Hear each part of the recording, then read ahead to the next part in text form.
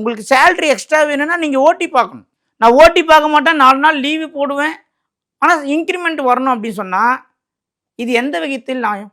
இதுதான் நான் மீண்டும் மீண்டும் சொல்கிறேன். நீங்கள் வந்து ஜாதகமே பார்க்கலனாலும், வாஸ்துவே பார்க்கலனாலும், நீங்கள் வந்து நியூமராலஜியே பார்க்கலனாலும், ஒரு நாள் உங்களுக்கு இறைவன் ஒரு வாய்ப்பை கொடுப்பார். அது நீங்கள் செய்த செயலின் அடிப்படையில், தர்மம் என்ற அடிப்படையில் நீங்கள் எதனா செஞ்சு வச்சுருந்தீங்கன்னா அது உங்களை காக்கும். இதுதான் நம்ம முன்னோர்கள் நம்மளுக்கு மறைமுகமாக சொல்லி கொடுத்துட்டு போனாங்க. நீ செஞ்சது உனக்கு திருப்பி வரும்டான்னு சிம்பிளாக சொல்லிட்டு போனான்.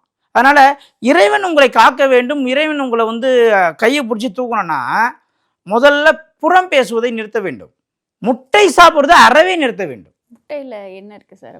முட்டை வந்து என்னென்னா, ஒரு கோழி வந்து முட்டையிடுவது எதற்காக? தன் இனத்தை பெருக்குவதற்காக.